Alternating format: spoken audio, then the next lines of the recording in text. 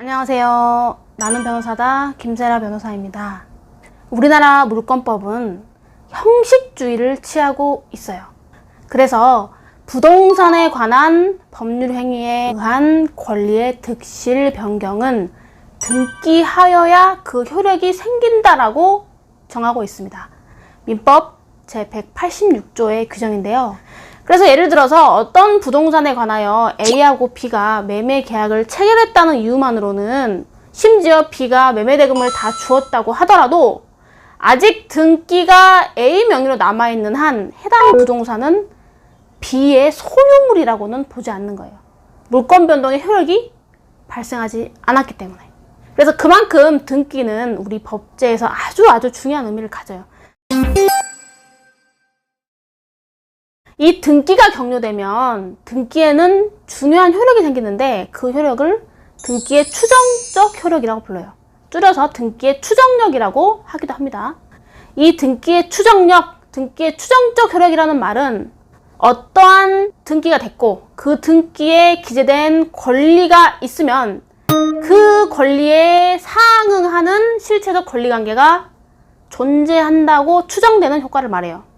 예를 들어서 소유권 이전 등기, 그러면 실체 관계에 부합하는 소유권이라는 권리를 취득했다는 추정을 해버린다는 거예요. 이러한 등기의 추정력이 법률상의 추정이냐 사실상의 추정이냐 견해의 대립이 있습니다만, 우리 대법원 판례는 법률상의 추정으로 봅니다.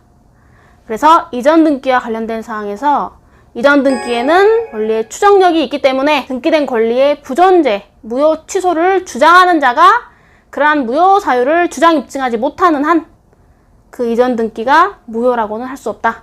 즉, 법률상 추정이기 때문에 등기된 권리의 부존재, 무효 취소를 다투는 상대방 입장에서 그러한 무효 사유를 주장 입증해야 할 책임이 있습니다. 우리가 어려운 말로 입증 책임이 전환된다라고 설명해요.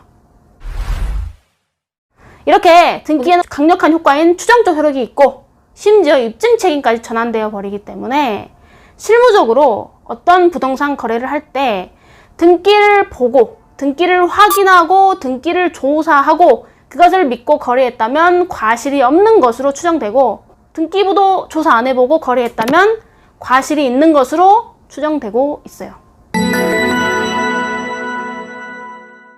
이러한 등기의 추정력, 등기의 추정적 효력의 범위는 나눠서 봐야 됩니다. 자, 절차의 적법 추정은 어떤 등기가 되면 그 등기에 이르기 위한 절차적 적법 행위까지 다 제대로 된 것으로 추정된다는 내용이에요. 예를 들어서 A가 미성년자예요. 미성년자가 자기 명의로 되어 있던 부동산을 자신의 친권자에게 증여를 원인으로 하는 이전 등기를 해서 넘겼습니다. 친권자와 미성년자 사이에 이와 같은 부동산 법률행위가 있을 때는 이해 상반행위로서 특별대리인이 선임돼야 하거든요.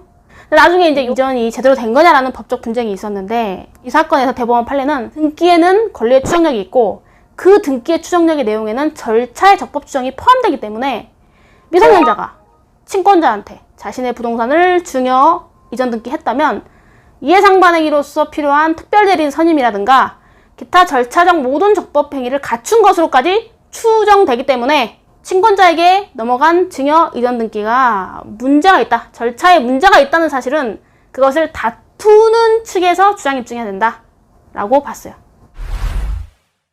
그 다음에 이제 기재사항의 적법 추정, 이거는 등기된 권리의 내용이나 기속에 대한 추정, 등기 원인의 존재나 유효성에 대한 추정, 그리고 대리권의 존재에 대한 추정, 이런 정도로 구별할 수 있어요.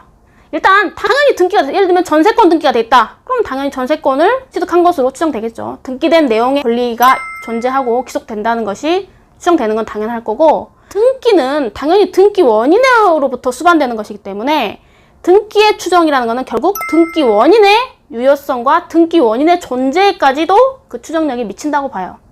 이것도 아주 중요한 내용입니다. 그 다음에 또 중요한 내용이 대리권의 전제도 추정해요. 자, 예를 들어서 B가 A로부터 부동산을 매수하고 등기까지 B 명의로 마쳤어요. 근데 이제 이 부동산 매매 계약이라든가 이 등기에 대해서 나중에 다툼이 돼서 소송이 된 거예요. 이때 이제 B가 이렇게 주장하는 거예요. 내가 A한테 산 게 아니라 A의 대리인이라고 하는 X로부터 내가 이거를 매수했다. 이렇게 주장을 해요. 이런 경우에 등기의 추정력에는 대리권의 존재까지도 추정력이 미치기 때문에 B의 주장처럼 B가 A로부터 적법한 대리권을 받은 대리권이 있는 X로부터 이 부동산을 매수했다는 것까지도 추정이 돼버린다. 따라서 이걸 다투는 이 X가 무권 대리인이라거나 이 X가 서류를 위조했다거나 하는 것을 주장하고 있는 A가 그러한 무권 대리 사실이나 위조 사실을 주장 입증해야 된다 라고 봤어요. 여기까지가 이제 추정력의 기본적인 법리예요.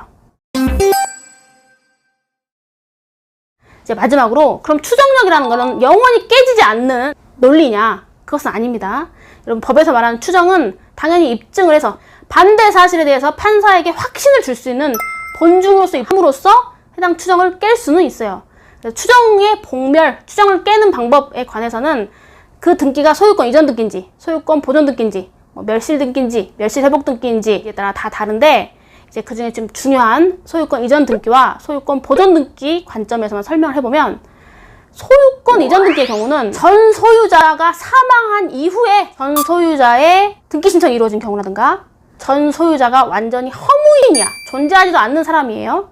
그런 경우에는 추정력이 깨어집니다. 또한 공유 등기인데 공유자가 3명인데 그 공유 지분을 합쳐보니까 이를 넘어가는 경우, 그렇게 등기부 기재 자체에서 부실이 명백한 경우에는 또 추정력이 깨어집니다.